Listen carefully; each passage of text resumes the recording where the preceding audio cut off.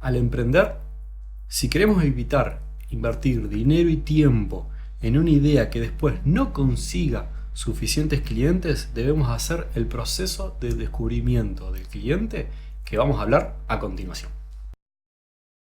El descubrimiento del cliente es el proceso que idealmente se realiza luego de detectar una idea emprendedora, pero antes de diseñar una propuesta de valor, hacer un producto mínimo viable o un modelo de negocios, que son parte del proceso de validación de cliente que se hace a posteriori. Así que empecemos. El descubrimiento del cliente tiene dos objetivos. Uno es validar la idea del emprendimiento, que se debería traer de la etapa anterior, para saber si se puede avanzar con esta idea o si debemos buscar una idea diferente.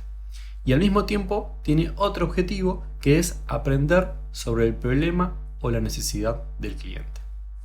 Al hacer el proceso del descubrimiento del cliente, pueden pasar dos cosas: que encontremos que la idea o la visión que tenemos no sirve, con lo cual debemos buscar una idea nueva, o que terminemos aprendiendo sobre el problema o la necesidad del cliente y reunamos toda la información necesaria sobre él para avanzar en la siguiente etapa. Para lograr esos objetivos, se va a trabajar en la obtención de información del cliente.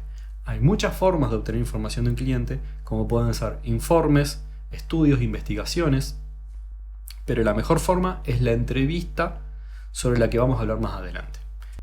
Es muy importante aprovechar como marco el modelo problema-solución. Entonces es ideal trabajar dentro de este marco, entendiendo que el foco se pone en aprender sobre el problema o necesidad del cliente, para luego así el emprendedor poder crear una solución para ese cliente. ¿Cuál es la mentalidad necesaria para encarar este proceso? Henry Ford dijo una vez que si hubiera preguntado a sus clientes sobre lo que querían, le hubiesen respondido caballos más rápidos. La frase no se refiere a que los clientes no saben lo que quieren. Los clientes tienen en claro lo que quieren, solo que es responsabilidad del emprendedor entender dos cosas: que el cliente es dueño de su problema y que el emprendedor es el dueño de crear una solución para ese problema. Fíjense que siempre estamos enmarcados dentro del modelo problema-solución. El emprendedor debe tener muy en claro que no le corresponde a él definir cuál es el problema del cliente, sino que tiene que descubrirlo. Y al mismo tiempo, al cliente no le corresponde diseñar una solución a su problema, porque no tiene los conocimientos técnicos para hacerlo. Cuando Ford hace referencia a sus clientes que le pedían caballos más rápidos, entendió que su problema eran que necesitaban un transporte más rápido. Entonces lo hizo caballos más rápidos en forma de un automóvil que se podía producir en serie. ¿Cómo deberían ser estas entrevistas personales de las que hablamos? Esas entrevistas se llaman entrevista de problema, dentro del proceso del descubrimiento del cliente, porque buscan aprender sobre el problema del cliente. Al hacer las entrevistas, se aprende sobre el problema o necesidad de los clientes, y al mismo tiempo se hace una especie de validación sobre la idea o visión del emprendimiento.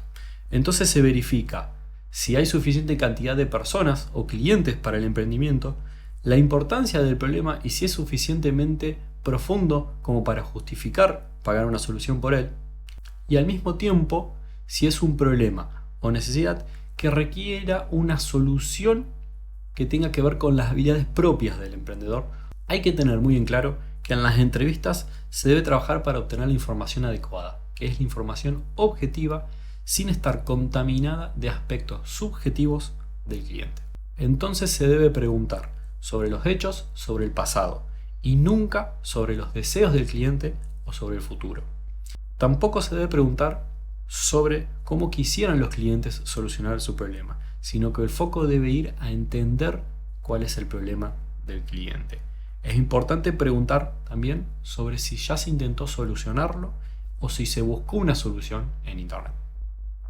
Se debe empezar por preguntas genéricas y, cuando lo amerite, complementar con preguntas más específicas, como por ejemplo, si el cliente dice que la última vez sufrió el problema, utilizó alguna solución, preguntarle sobre esa solución, preguntarle sobre la experiencia que tuvo, preguntarle sobre su costo. y sobre qué le gustó y por qué de esa solución, y sobre qué no le gustó y por qué de esa solución. También es importante preguntar sobre la frecuencia con la que se sufre ese problema. Se debe recordar que no hay que hablar todavía de nuestra solución, porque el foco se pone en aprender sobre el problema del cliente.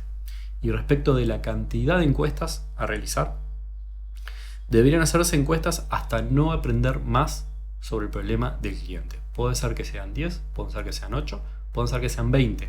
Va a depender de cada emprendimiento, va a depender de los clientes.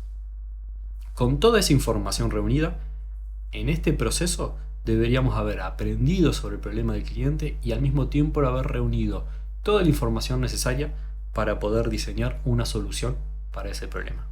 Hasta ahora vimos en qué consiste el proceso del descubrimiento del cliente, la importancia del modelo problema-solución, aprendimos los conceptos básicos para hacer una entrevista sobre el problema y reunimos la información necesaria para avanzar en la siguiente etapa. En la próxima entrega vamos a hablar sobre el diseño de una propuesta de valor para atraer más clientes, que es el primer punto del proceso de validación del cliente.